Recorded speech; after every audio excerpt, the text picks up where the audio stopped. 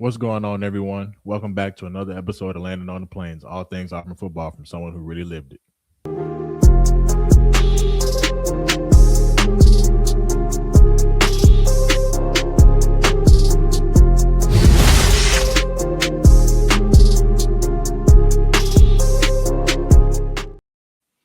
Man, welcome back, everyone, to another episode of Landing on the Plains. I'm your host, Chandler Wooten, former linebacker, team captain, and NFL vet. And today we got another good one for you because we're getting into why I feel like Coach Golesh and this staff feels entirely different over a freeze in the last regime. We'll get into Auburn getting another commitment this past Wednesday.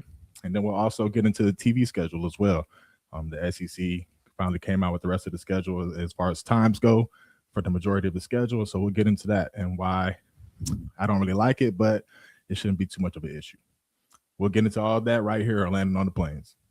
On the heels of all this momentum, Auburn really making a surge and establishing themselves. I think we can all agree that, we're in the midst of, something special, right? And all of this has brought excitement for everyone. It's given us hope again and what can be, what will be down the line. And I think one could argue, on the flip side, the last coach could recruit as well. He could recruit his ass off, matter of fact, if we're being honest with you. And to that, I would 100% agree. But I'm going to tell you why this feels different and sustainable from this staff and what's currently going on. For starters, I think real relationships are being built, real connections are being built, made, and prioritized. And prioritization is a big key. And so that's not something you can just assume goes on, in every single program, every single team, every single locker room.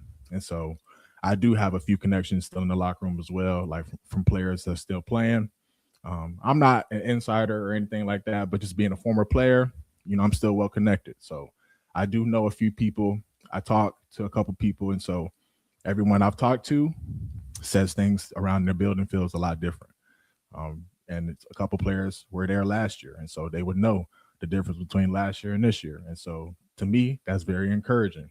So you have a situation right now where guys on the roster are bought in and feeling the difference and the culture shift, which brings me to my next point in recruiting, because they all go hand in hand and it all translates. So like all of these guys talk, right? Like recruits talk to recruits.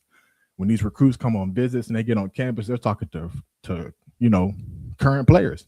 And when we're getting these top guys on campus from all around the country right now, like coming to visit, we're not having to put lipstick on a pig. Like we're not having to, throw it at the wall hoping that it sticks. And in this case, that's being money. Like we have a structure in place, a plan in place, and how to, allocate funds, NIL money. Like we've got a real plan.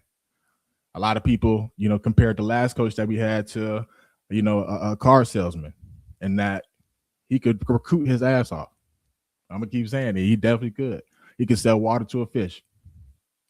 Kid you not. But ultimately, it ended up coming out that it wasn't sustainable. And so we had a coach with a well-documented troubled past, maybe some character concerns. And that person was supposed to lead us, Auburn out of purgatory. And I was on the train as well. Like starting out, like I was thinking, we could out recruit some of our problems. We can get some top recruits. We've already had elite defenses over the last couple of years. We just need to get this offense going. We get some recruits, we'll be good to go. I was definitely on that train, but that is not sustainable. And so now we have a coach who has come in, is all in, grateful for the opportunity.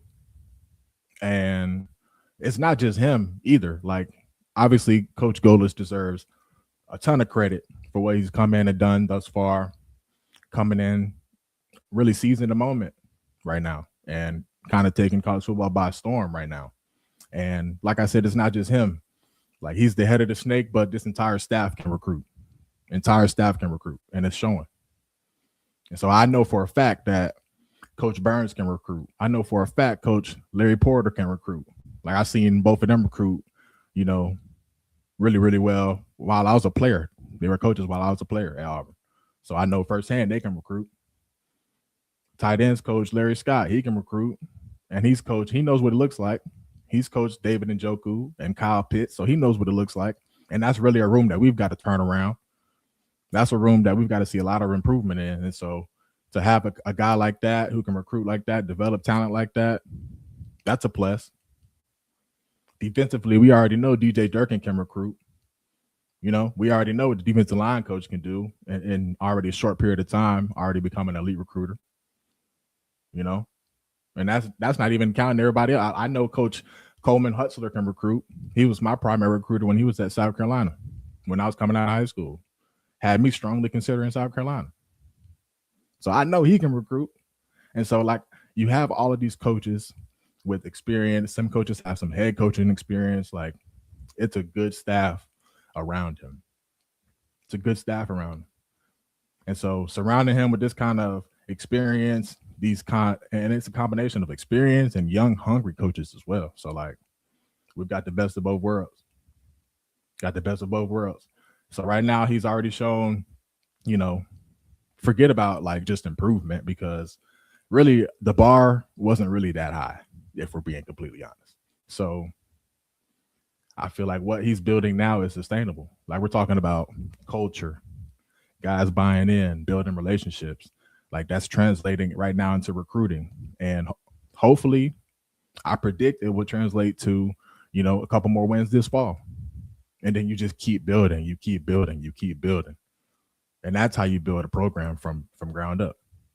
So like I said, we're off to a great start. And, you know, obviously continuing that rolls us right into the next topic, obviously getting another recruit just yesterday. Like, this staff continues to stay on absolute fire. Auburn got another commitment yesterday from 4-star edge rusher Rion Jackson out of Maryland. Very, very nice player. And I think this was one that Auburn fans should really, really be excited about, because he's 6'4" with a frame to pack on so much muscle. So a kid like this is a strength coach's dream coming out of high school, especially if he's a hard worker, especially if he's one of those special workers, because he has the frame to easily pack on 30 plus pounds in college. Like that kind of frame, that kind of length and size, like just a simple college weight program and a dietary program will easily put 15 pounds on him within his first year of school. And so knowing that, watching this kid's tape, I love it. He's long. Like, this kid is athletic. Like, this kid has a freaking 83-inch wingspan. Like, are you kidding me? Like, if he didn't cut his nails for a little bit and got a good night's rest and he were to take his wingspan, you could pretty much round that up to 84 inches. So you could say this man coming out of high school has a 7-foot wingspan. Like, to put that in perspective a little bit, like Myles Garrett, generational pass rusher, has 82 and 5/8 wingspan. Jadeveon Clowney at 83. So, like, we're talking about two of probably the most notable generational pass rushers, you know, as prospects coming out of college, you know, in this generation. And this is this kid coming out of high school. Freaking 7-foot wingspan with room to grow. Like, who's to say he's even done growing? You know what I'm saying? Like, this kid might end up being a freak. I cut on the film, he can bend. Like, I mean, you talk about that kind of length, and then you put him in the right system, he get in a college weight program, we might be looking at a freak on our hands. We might just be looking at a freak. And so I even had a mutual of mine on X, you know, a guy named Tay who really knows ball pretty well, say this guy reminds him of D Hall coming out of high school, Derek Hall, Super Bowl champion for the Seahawks. And now I just can't unsee it, because they were pretty much the same size. D Hall was, I think, about 6'4" as well, and undersized coming out of high school, but with a frame to really, really grow into being 240, 250, strong, athletic, fast, can bend. Now I can't unsee it. Great effort, explosive. So like all of the similarities are there. So now I just can't unsee that. But really excited about this kid, man. Rion Jackson again out of Maryland, 4-star prospect. Can't wait to get this kid on campus. This is a guy who, like I said, if he comes in and works hard, could be one of those guys who you look up, you know, and it's only on campus for 3 years. Only on campus for about 3 years. So yeah, let's make sure we lock in and continue to recruit the guys that we do have as well. Because like I said, it's only June. It's a long way to go. But liking where we're sitting right now, definitely on the upside for sure. Before we wind down, obviously, we got to talk about the release of these game times yesterday. It's now going to lead to Auburn having 4 straight early window games, and fans are not thrilled about it. I will say, though, as a player, I did hate 11 a.m. games. I know fans hate 11 a.m. games as well. I know every year you're bound to have a few, but damn, like 4 in a row is crazy. I can't lie. And the one that I really have a problem with is that LSU game. Like that LSU game being at 11 a.m. is ridiculous. Like, what are we doing with that?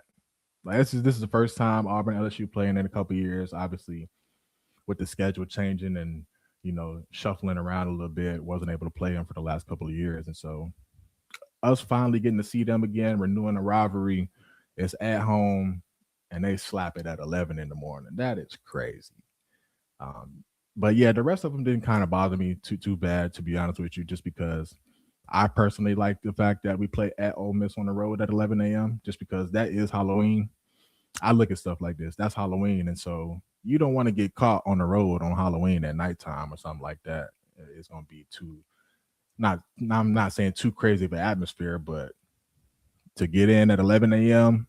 to try to go on the road and get a W is a lot easier and a lot better to manage than to be at a ruckus place on Halloween night or something like that. And so I didn't mind the 11 a.m. for Ole Miss on Halloween.